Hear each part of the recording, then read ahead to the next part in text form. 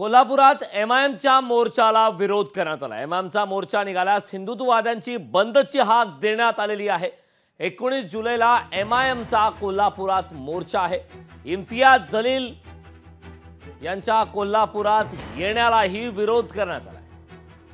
विशाळगड हिंसाचार प्रकरणी एमआयएमचे माजी खासदार इम्तियाज जलील यांनी घटनेविरोधात कोल्हापुरात मोर्चा काढणार असल्याचं सांगितलं आहे।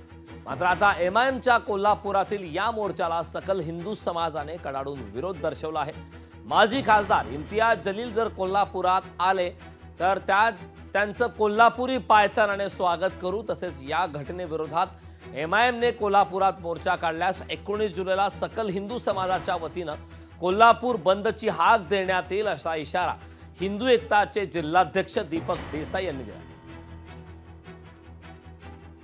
19 तारखेला इम्तियाज जलील या मुस्लिम नेत्याने एक आव्हान केले आहे कोल्हापुरात मोर्चा काढण्याचे। अशा प्रकारचा मोर्चा 19 तारखेला जर कोल्हापुरात निघत असेल आणि सामाजिक व्यवस्था जर ढासळत असेल तर अशा मोर्चाला सकल हिंदू समाज म्हणून आम्ही विरोध करणार आहोत। आणि 19 तारखेला अशा मोर्चाला जर प्रशासनाने परवानगी दिली तर कोल्हापूर बंदची हाक दिली जाईल।